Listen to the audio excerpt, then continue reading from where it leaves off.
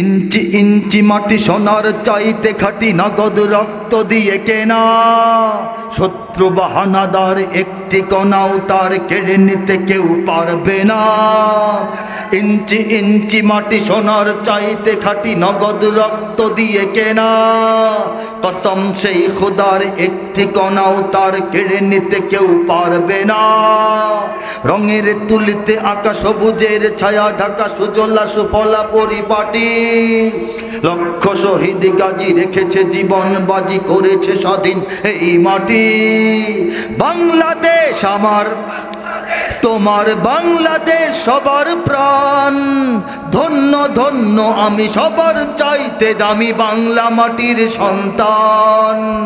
বাংলাদেশ আমার, বাংলাদেশ খোদার দান। সোনার জন্মভূমি তোমার জন্যে আমি জীবন দিয়েছি কোরবান। দেই নাই? ৭১ দিতে হয় নাই? মাত্র কয়েকদিন আগে দেয় নাই? আমাদের সন্তানরা শাহাদত বরণ করে নাই? দিন রক্ষার জন্য, দেশ রক্ষার জন্য, কোটি কোটি মানুষের ন্যায্য অধিকার ফিরিয়ে আনার জন্যে, দিল্লির আগ্রাসন থেকে বাংলাদেশকে মুক্ত রাখার জন্যে যারা জীবন কুরবান দিয়েছে তাদেরকে রব্বুল আলামিন কবুল করুন, শহীদ হিসেবে জান্নাতুল ফিরদৌসের আলা মুকাম দান করুন। দোষে গুণে মানুষ থাকবে, এটা শাহাদাত যে বরণ করে আল্লাহ তাকে মাফ করে দেন। বলেন তো এই ছেলেগুলা মারা যাওয়ার তাদের আর কি লাভ ছিল? বলেন, এখানে মরলে ফ্যামিলি টাকা পাবে, আগে ঘোষণা হয়েছিল? হ্যাঁ, কি লাভে তারা মরছে বলেন তো? কিসের জন্য মারা গেছে বলেন? তারা জানতে পেরেছে মুসলমানদের এই দেশটা দিল্লির আগ্রাসনের শিকার হয়েছে। তারা জানতে পেরেছে মসজিদের শহর ঢাকার উপর দিল্লির আধিপত্য বিস্তারের চক্রান্ত চলছে। তারা জানতে পেরেছে এদেশের কোটি কোটি মুসলমান তারা হিন্দুত্ববাদীর আগ্রাসনের পদতলে ঢোকার একটা পরিস্থিতি হয়ে গেছে। তারা জানতে পেরেছে এদেশের খুন হয়ে যাওয়া, গুম হয়ে যাওয়া, অত্যাচার নির্যাতনের শিকার, অন্যায়ভাবে কারাবন্দী মানুষের পক্ষে দাঁড়াতে হবে।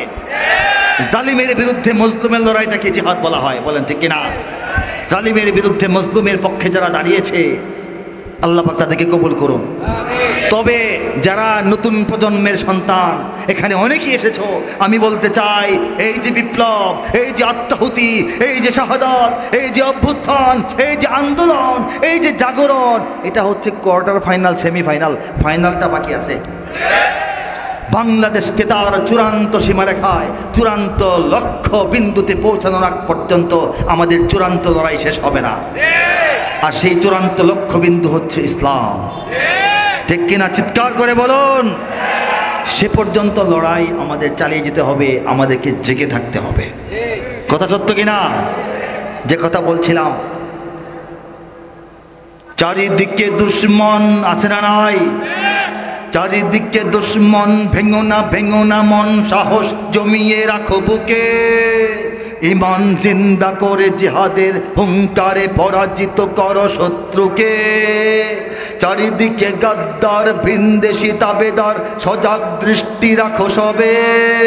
সকল মির্জাফর বিদেশি গোলাম চর, রুখতে তাদের আজ হবে। বাংলাদেশ আমার, বাংলাদেশ তোমার, বাংলাদেশ অম্লান। বুকের রক্ত ঢেলে রেখেছি সবাই মিলে মাতৃভাষার সম্মান। বাংলাদেশ আমার, বাংলাদেশ তোমার, বাংলাদেশ চিরমহান। এ মাটির বুক হতে বাজবে সারা জগতে বিশ্ব মানবতার গান। ইঞ্চি ইঞ্চি মাটি সোনার চাইতে খাঁটি, নগদ রক্ত দিয়ে কেনা।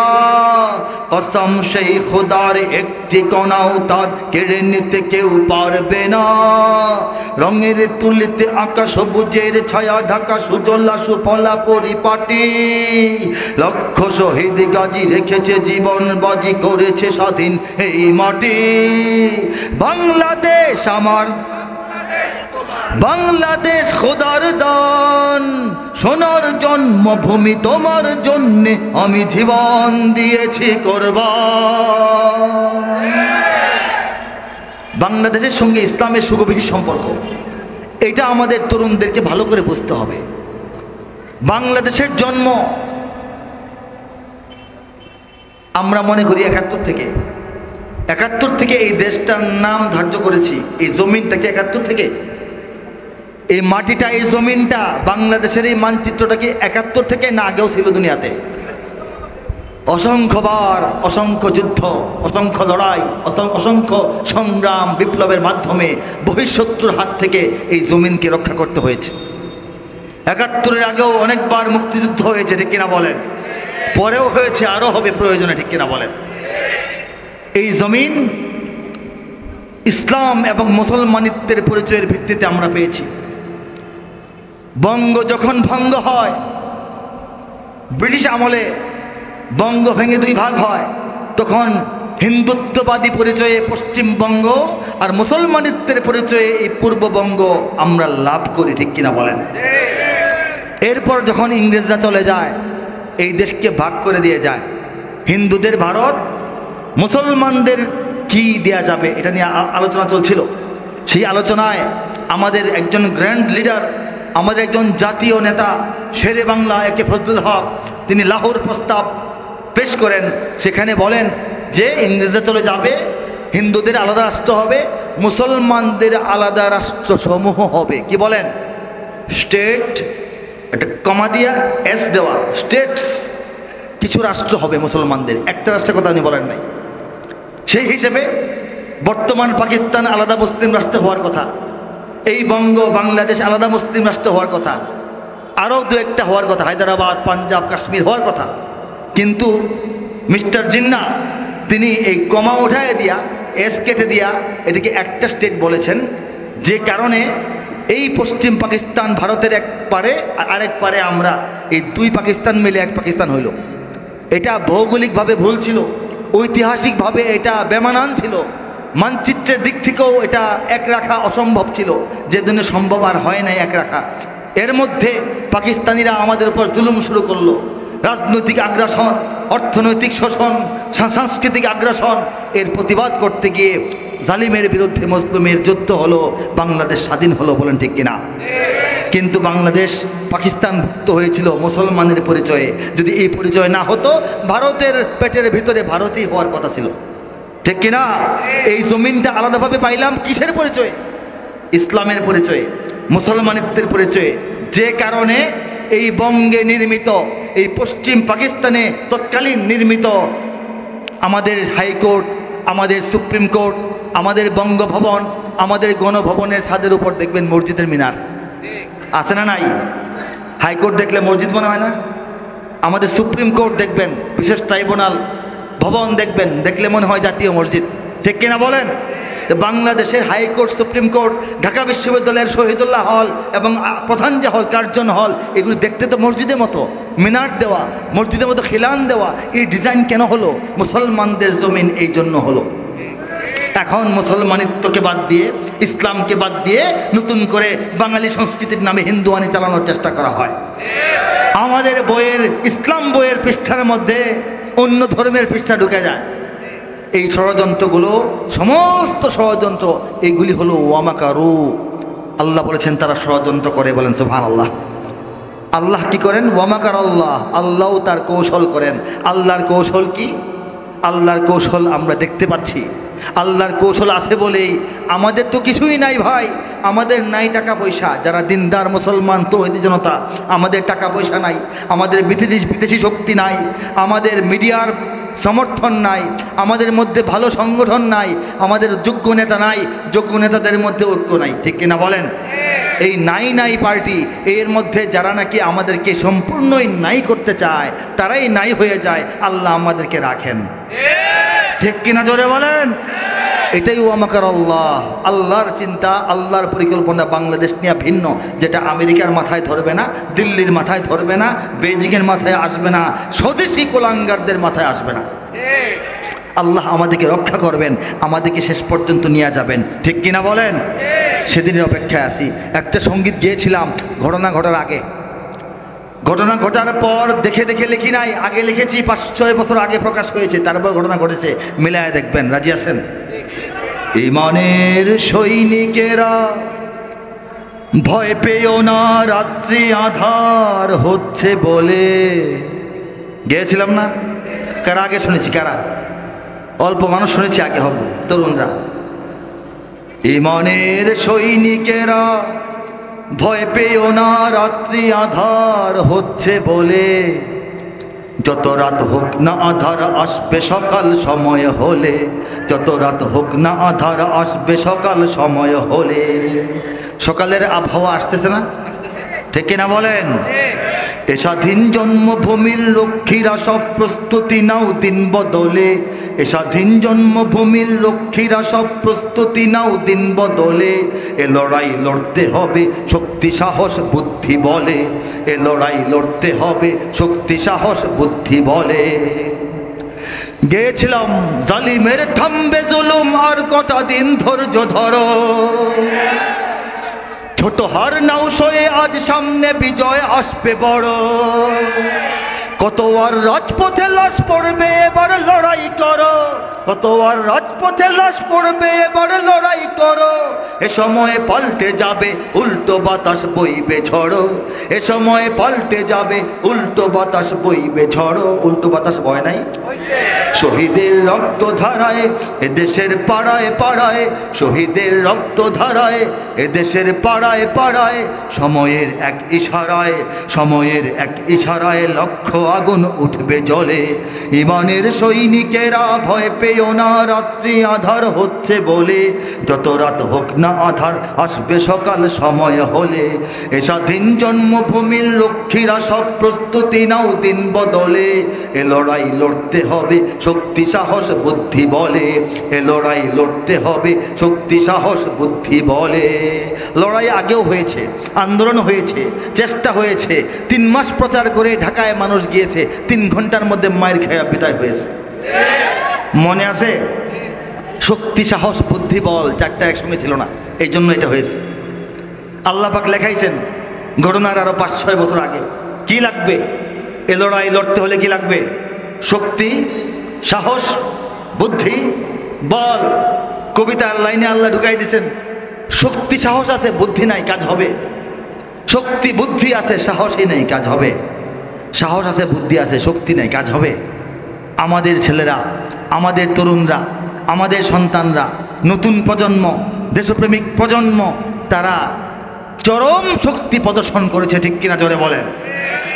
সাহস দুঃসাহস তারা দেখিয়েছে, ঠিক কিনা বলেন?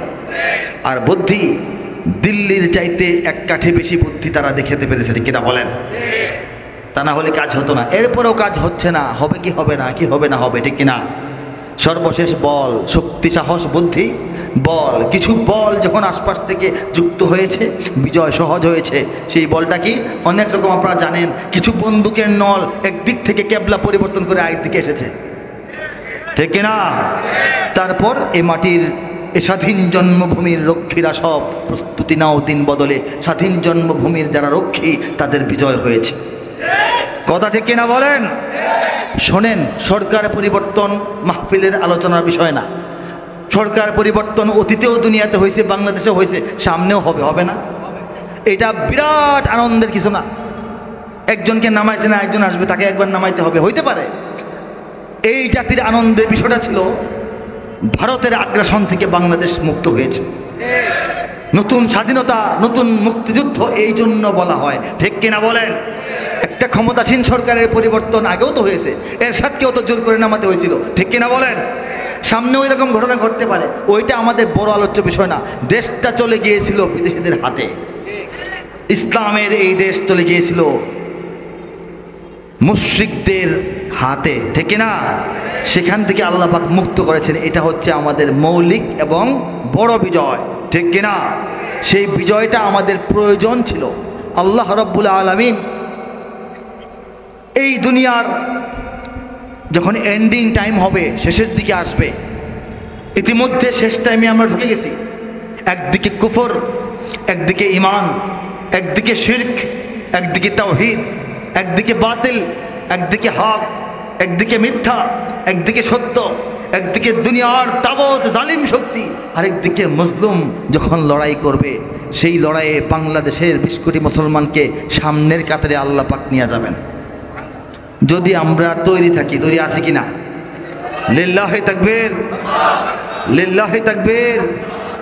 ইতিমধ্যেই আল্লাহ রাব্বুল আলামিন বাংলাদেশের মুসলমানদেরকে মর্যাদাবান করেছেন, অনেক সম্মান দিয়েছেন, অনেক উঁচু চেয়ারে বসাইছেন। সারা দুনিয়ায় 100, 200, 150 দেশের মধ্যে প্রতিযোগিতা হয়, বাংলাদেশের কিশোর তরুণরা হিফজুল কোরআনে 1 নম্বর হয়। আরবের দামি দামি মসজিদে, নবীর দেশ, কোরআনের দেশ, সেই দেশের মসজিদে বাংলাদেশের ইমাম, খতিব, মুয়াজ্জিন, তারাবির ইমাম সংগ্রহ করে নিয়ে যাওয়া হয়। ঠিক কিনা বলেন? সারা বিশ্বে দিন প্রচারের যে সিস্টেমেটিক একটা কার্যক্রম, দাওয়াত ও তাবলীগ ইজতেমা, সেই তাবলীগের চূড়ান্ত সর্ববৃহৎ সমাবেশ এবং ইজতেমা বাংলাদেশের রাজধানীর বুক চিরে বয়ে যাওয়া তুরাগ নদীর তীরে টঙ্গীতে অনুষ্ঠিত হয়। কাবা ঘরের যে কালো গিলাফ, যে গিলাফের মধ্যে সোনালী হরফে আল্লাহর কালাম লেখা থাকে, সেই গিলাফের উপরে আল্লাহর কালামের লেখার কাজটা যিনি করেন, যিনি নেতৃত্ব দেন, তিনি হলেন মাওলানা মুখতার নামক আমাদের চট্টগ্রামের এক ভাই। আল্লাহ পাক আমাদেরকে কবুল করতেছেন, এই জন্যই ঈমানখানা দান করেছেন।